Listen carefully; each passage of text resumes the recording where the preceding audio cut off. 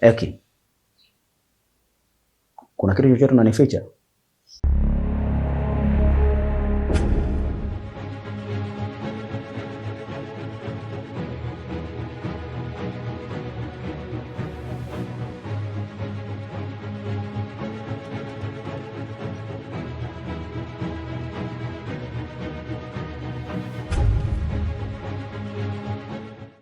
Hapana. Na kwa nini uniulize hivyo?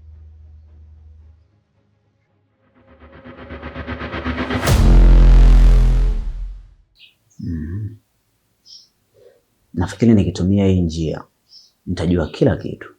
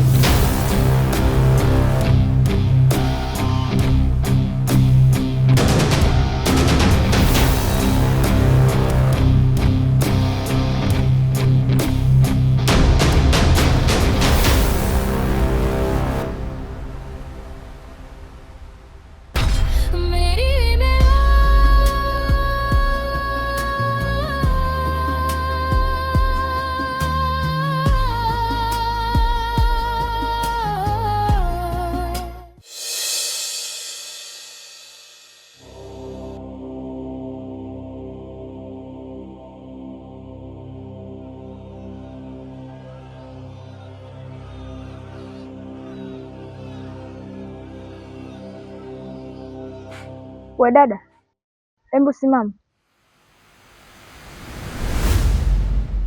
Wewe si ndo dada yake na Rebeka? He! Shakujua, nishashtuka. He!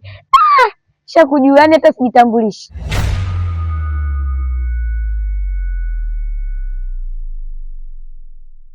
Una bahati leo. Nilikuwa nataka nikufanye kitu ambacho mdogo wako angejuta mimi kunijua. Yaani wewe unahangaika. Yaani hivi vitu vyote Rebeka kashaniambia. Kwa hata unyumizi kichwa wewe. Hey. Yaani bwana nitaja Rebeka. Bila hivyo ushaniweza leo. Mwambie mdogo wako leo nimemuona. Siku nyingine nitafanya kweli. Huu moto akae nao mbali.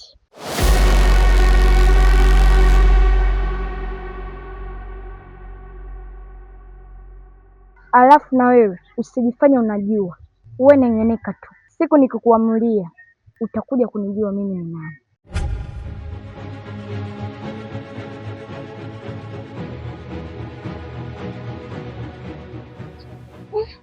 Yaani Rebeka bwana alivyonipambini mapema.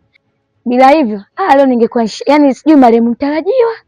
Namshukuru sana mdogo wangu Rebeka. Nampenda. Leo jamani.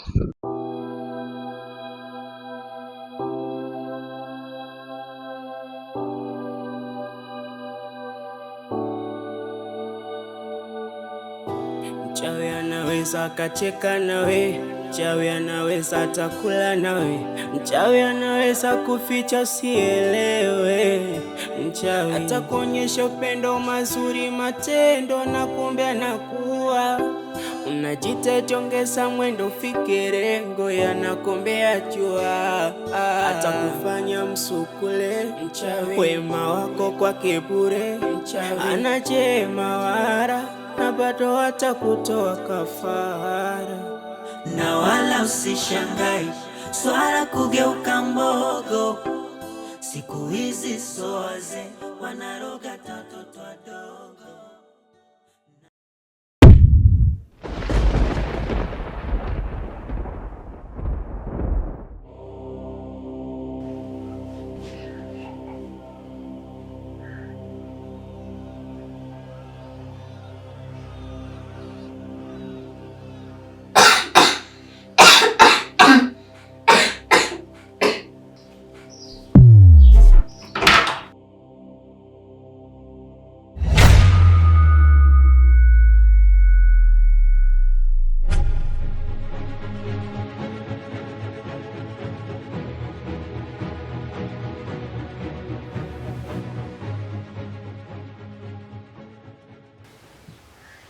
Wewe ulikuwepo hapo? Nilikuwepo nimelala mama. Ulikuwepo umelala wapi? Nilikuwa nimelala hapa hapa kitandani mbona mama? Wewe mtoto unanifanya kama mimi sina akili. Yaani mimi nimekuja na kuangalia sikuoni. Chumba chote haupo na unaniambia sasa hivi tulikuwa umelala. Ulikuwa umelala kitanda gani? Au chumba gani?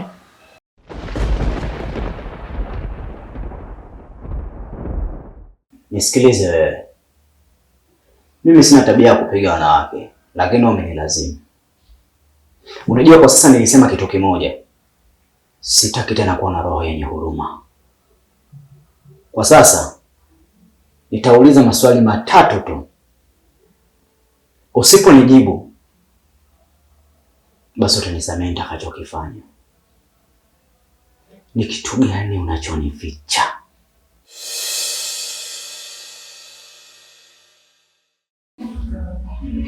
Mama mkubwa aliniagiza. Mike alina akili sana. Alitaka kutumia kwenye mipango yake. Na ndio maana aliniagiza. Kifupi ni kwamba kila kitu kinachoendelea ni mipango yake yeye.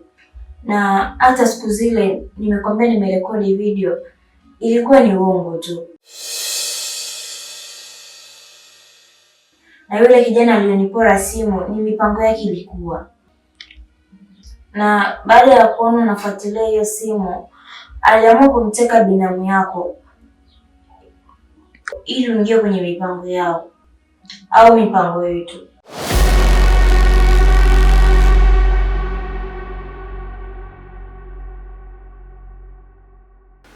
Mama, mimi nilikuwa hapa nimelala kitandani. Wewe umeingia chumbani kwangu. Umejiongelesha hapa umesema kwa nilipokuwa nakaa kwa shangazi sikupewa malezi bora. Nilikuwa na zura. Nimekusikia vizuri. Sio kama nilikuwa sikusikii. Sema wewe nilikuita. Nilikwambia mama nini? Ukanipotezea tu. Alafu sasa hivi unaniuliza nilikuwa hapa wakati nilikuwa mumo chumbani kwangu. Hivi mtoto ushaanza kufundishwa tabia mbaya au sio? Kwa sababu haiwezekani. Yaani mimi nimeingia huko ndani, sijakukuta. Afu sasa hivi unaniambia kwamba ulikuwepo huko ndani. Unaonekana ulipokuwa huko kwa shangazi yako ulikuwa na zurura tu. Unapotaka unaingia, ukitaka kutoka unatoka tu unavyojisikia wali wala nini. Wewe. Nataka jibu moja tu. Ulikuwepo wapi? Hivi unajua nitakupiga leo mpaka majirani waingilie kati wewe.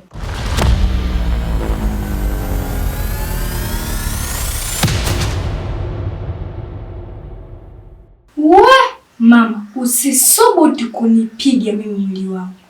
Ukitaka tugombane, nipige.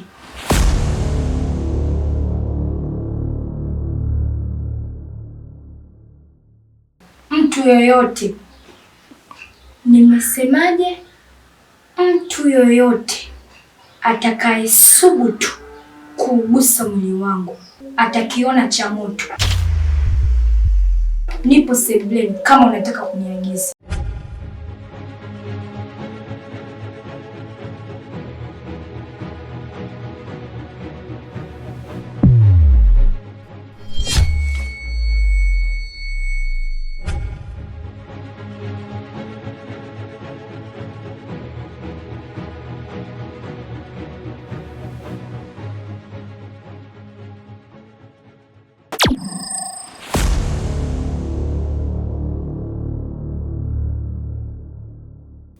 Kwa hiyo kumbe mimi napambana kutafuta simu ambayo wewe uko nayo kwenye mikono yako.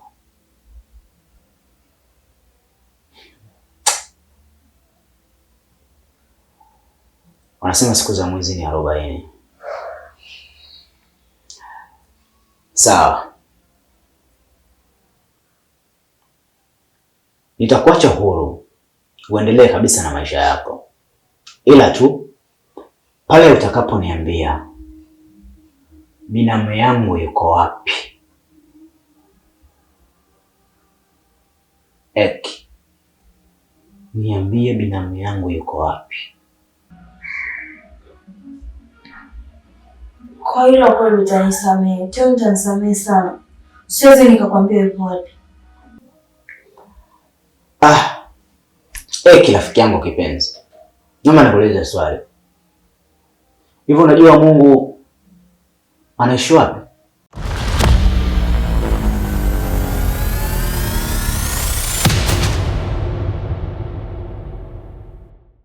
anakaa mbinguni. Wow. Kumbe unajua Mimi wakati nakuwa niliambiwa mtu akifa anaenda mbinguni. Nikaga sielewi kwamba wanambeba na ngazi wanampandisha mpaka huko mbinguni au inakuwaje.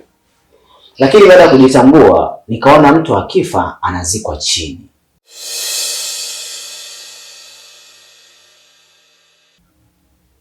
Kwa hiyo nikaona sasa mbona alikuwa anatuambia anaenda mbinguni. Lakini nilipoingia katika dini yetu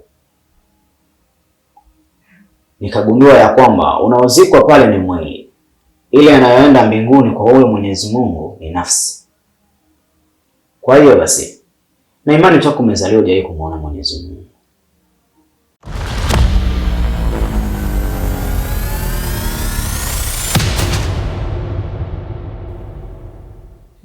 Kwa hiyo leo itakuwa siku yako nzuri sana ya kwenda kukutana na Muumba wako.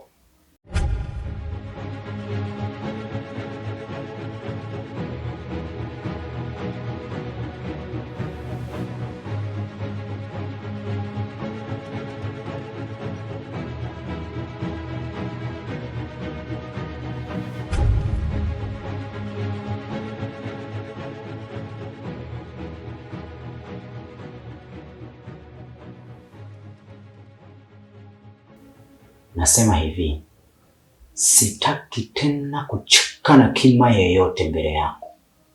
Nauliza kwa mara ya mwisho, Eki, binamu yangu aliyekuja kwetu kutusalimu mimi na mdogo wangu Mchilo, mkamteka nyie, mmemhifadhi wapi? Deka, tulichofundishwa sisi ni bora kufa kuliko kusema ukweli. Nisikilize, siwezi nikakwambia binamu yako yuko wapi. Ni heri uniue kuliko nikwambie. Na wewe nilokuambia mwanzo, yani nimekwambia tu basi leo niachie, lakini naona una roho ya huruma. Sasa siwezi nikakwambia binamu yako yuko wapi. Wow. Sawa. Basi Mungu anisamehe kwa hili nitakalolifanya hapa. Ekrim.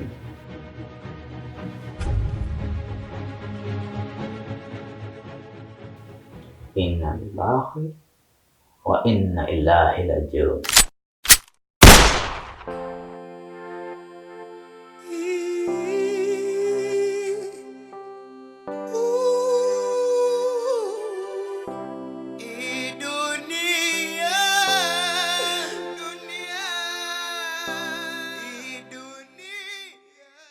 Mama,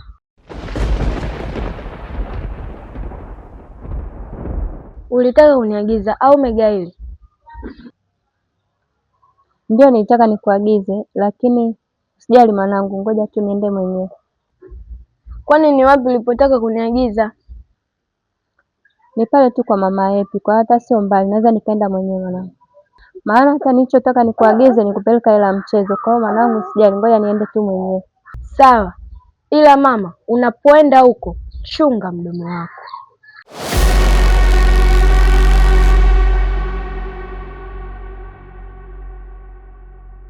Maana ukienda kuongea kitu kuhusu mimi, utakuwa umejichimbia kaburi lako mwenyewe.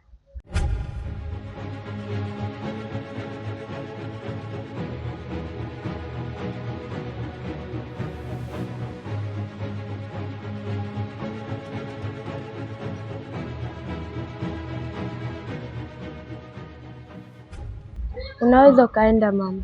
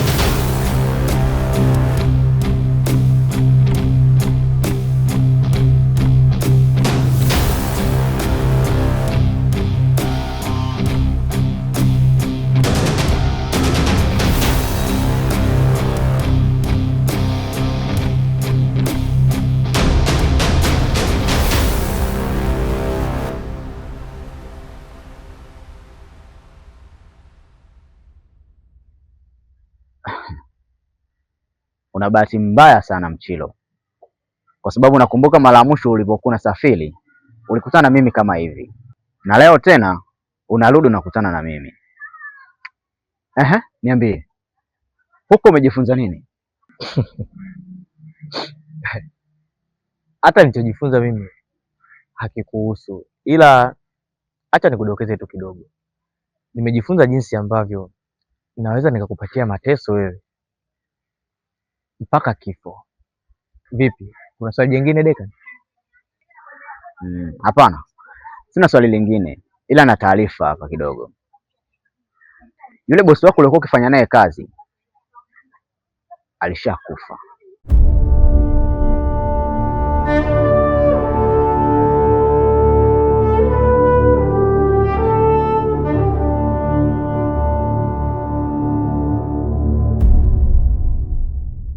Kwa hiyo basi sijui kwa sasa utaishi wapi, utakula wapi. Mbaya zaidi, wafanyakazi wenzako hamkuwa mnafahamiana hata mmoja. Kwa hiyo sioni haja ya wewe kwenda huko unapoenda nyumbani kwake, maana hakuna mtu kwa sasa pale. Kwa hiyo unataka kuniambia wewe ndio umehusika na hili, si ndio?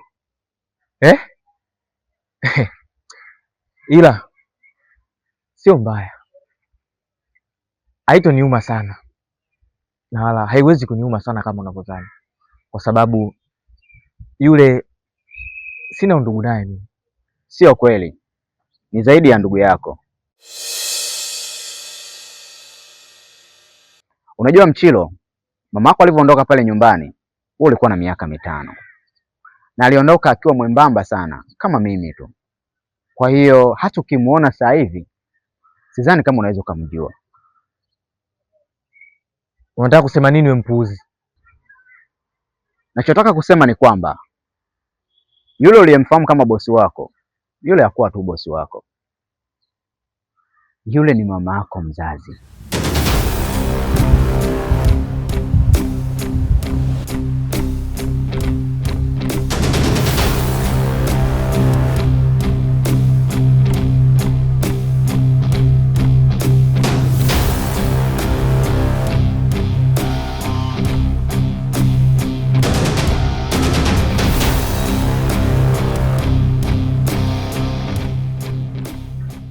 Niliwahi kukuambia Mchilo mwanzo kwamba hakuna mwisho mzuri kwa mtu mbaya. Yale ndo malipo yake mama yako. Sitaki kuongezea sana machungu, ila ninachotaka kukuambia ni kwamba mtafute mtu aliyehusika na kifo cha mama yako, kisha umalizane naye. Kila la heri.